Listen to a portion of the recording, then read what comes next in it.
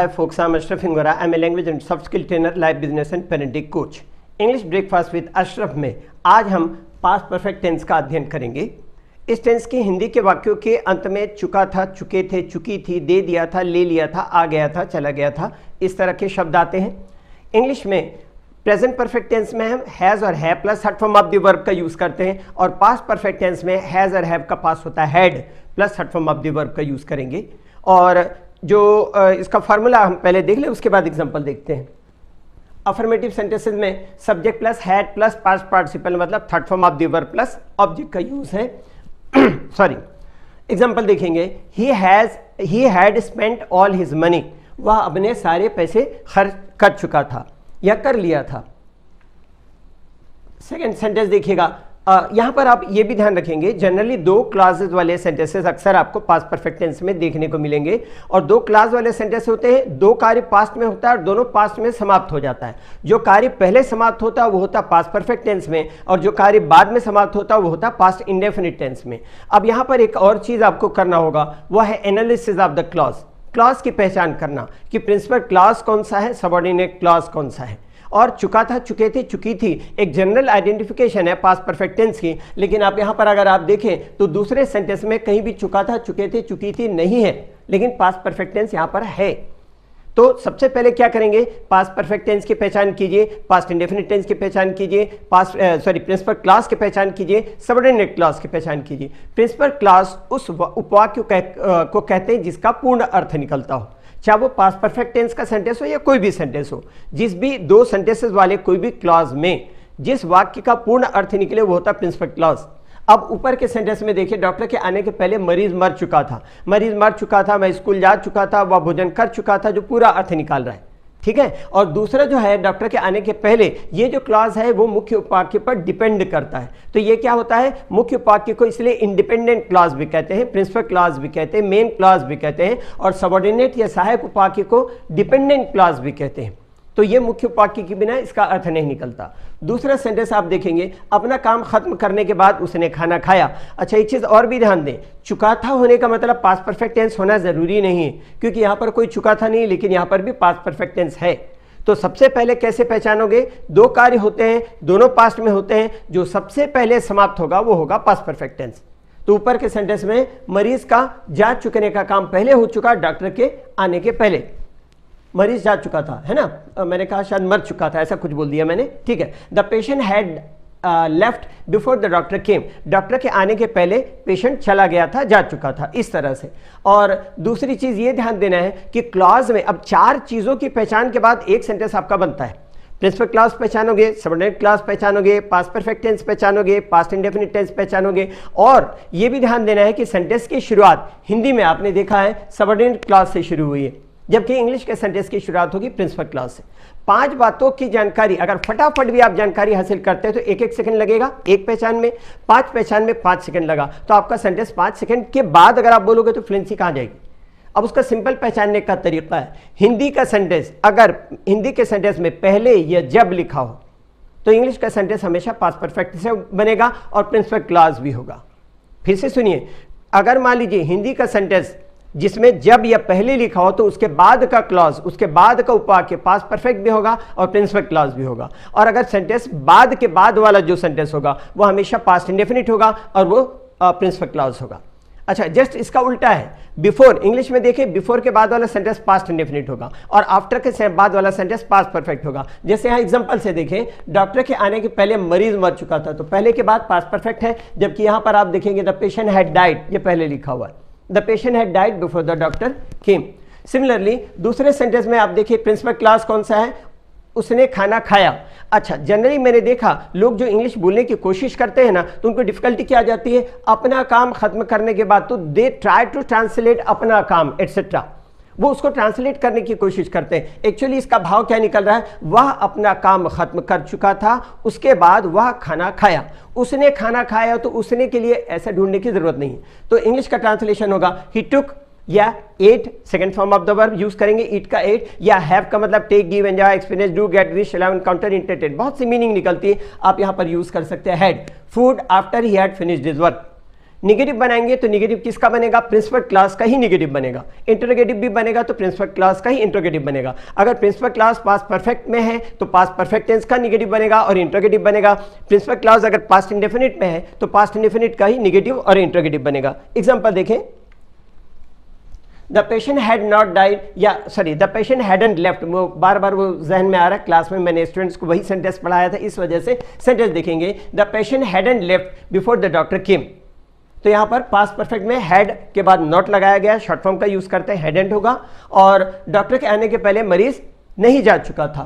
दूसरा सेंटेंस देखेंगे, he didn't take, हम पास्ट इंडेफिनिट टेंस का यूज करते हैं तो डिड नॉट के बाद first form of the verb use करते हैं। I went to school, I did not go to school. In the same way he didn't take या ही डिडंट ईट या he didn't have food after he had finished his work, अपना काम खत्म करने के बाद उसने खाना नहीं खाया। तो प्रिंसिपल क्लास का ही निगेटिव बनेगा, प्रिंसिपल क्लास का ही इंटरोगेटिव बनेगा। अगर पास्ट इंडेफिनिट है तो पास्ट इंडेफिनिट टेंस का निगेटिव बनेगा। प्रिंसिपल क्लास अगर पास्ट इंडेफिनिट में है तो पास्ट परफेक्ट में है तो पास्ट परफेक्ट का निगेटिव इंटरोगेटिव बनेगा।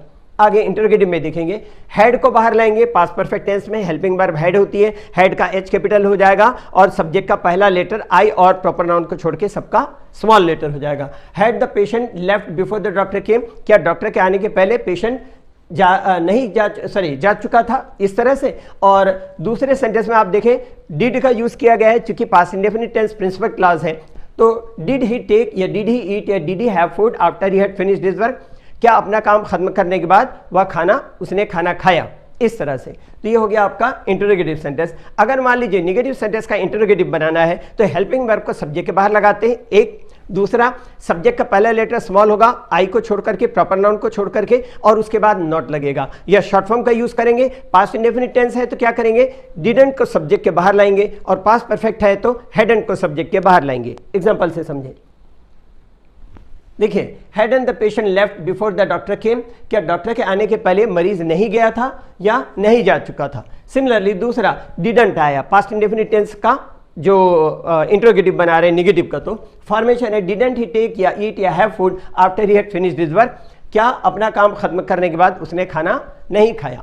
ये तो हो गई एक जनरल पास्ट परफेक्ट टेंस की पहचान। उसके अलावा पास्ट परफेक्ट टेंस के डिफरेंट यूजेस देखें। पास्ट परफेक्ट टेंस का अर्थ होता है पास्ट इन द पास्ट या पास्ट ऑफ द पास्ट, जिसमें प्राय दो कार्य होते हैं, जैसा मैंने अभी आपको बताया। जो कार्य पहले होता है वो पास्ट परफेक्ट में होता है, जो बाद में समाप्त होता है वो पास्ट इंडेफिनिट टेंस होता है। लेकिन अब ये चीजें समझना इसलिए जरूरी है ताकि आप यूज करें तो दो कार्य हो रहे हैं, दोनों पास्ट में हो रहे हैं, तो दोनों में पास्ट परफेक्ट और पास्ट इंडेफिनिट ही लगेगा, ऐसा नहीं। डिपेंड करता है किस पर। देखें, जब दो कार्य साइमल्टेनियसली होते हैं, अर्थात एक कार्य के तुरंत बाद दूसरा कार्य होता है, इमीडिएटली आफ्टर, तो दोनों क्लॉजेस पास्ट इंडेफिनिट टेंस में होंगे। कैसे है, एग्जांपल देखें। He cleaned his teeth before he went to bed. Generally क्या होता है, लोग सोने से पहले कुछ लोग दांत साफ करके सोते हैं, मतलब ब्रश करके सोते हैं, तो वो ब्रश किया और जाकर के सो गया। एक कार्य के तुरंत बाद इमीडिएटली आफ्टर हुआ, तो आप क्या यूज करेंगे, दोनों सेंटेंस में सिंपल पास्ट टेंस का यूज करेंगे। बिस्तर में जाने से पहले उसने दांत साफ किया। और उसके अलावा देखें पास्ट परफेक्ट टेंस की किस किस तरह से यूजेस हैं। ऐसे उपवाक्य जो क्लॉज हैं, आफ्टर है, जिनमें बिफोर है, एज सुन एज है, इमीडिएटली आदि से शुरू होते हैं, तो पास्ट इंडेफिनिट और पास्ट परफेक्ट टेंस के अर्थ में कोई अंतर नहीं होता। आप सेंटेंस देखेंगे तो आपको समझ में आएगा। The train had left before I reached the station. The train had left before I reached the station, या मैं कहूं the train left before I reached the station, meaning लगभग दोनों की समान है। मेरे स्टेशन पहुंचने से पहले ट्रेन रवाना हो गई थी या रवाना हो चुकी थी, तो इस तरह से। और फिर उसके अलावा एक और चीज है जिसको ध्यान देना है पास्ट परफेक्ट टेंस के यूजेस में।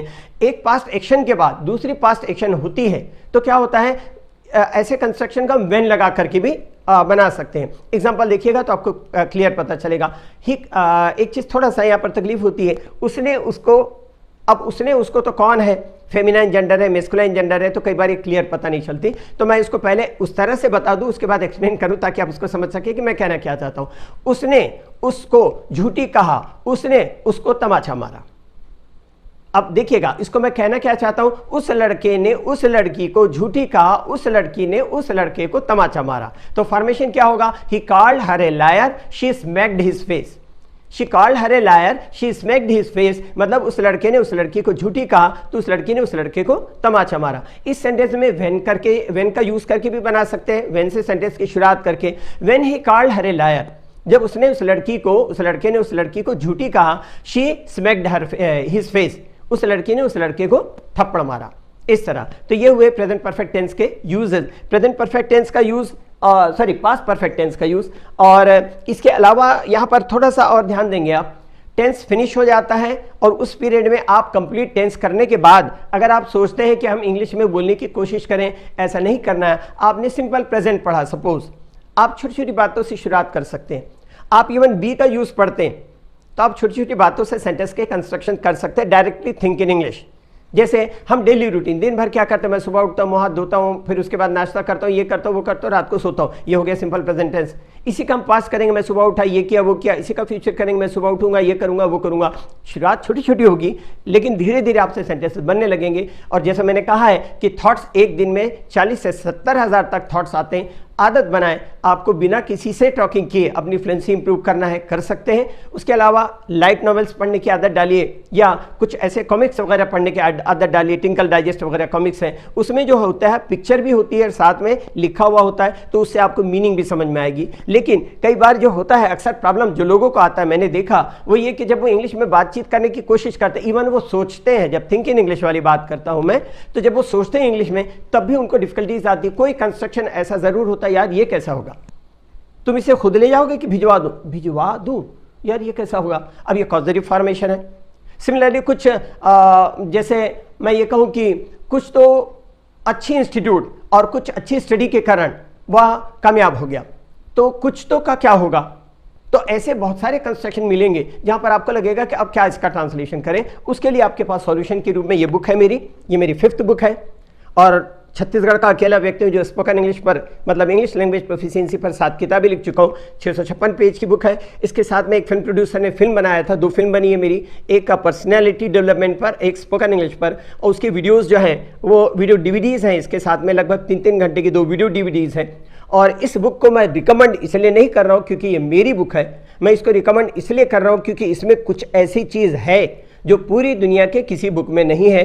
बात बड़ी लगती होगी लेकिन मैं कह रहा हूं, आप खुद महसूस करेंगे, क्योंकि जो ऑथर होता है किसी भी बुक का, वो ऑथर प्लस कंपाइलर होता है, स्पेशली लैंग्वेज की बुक का।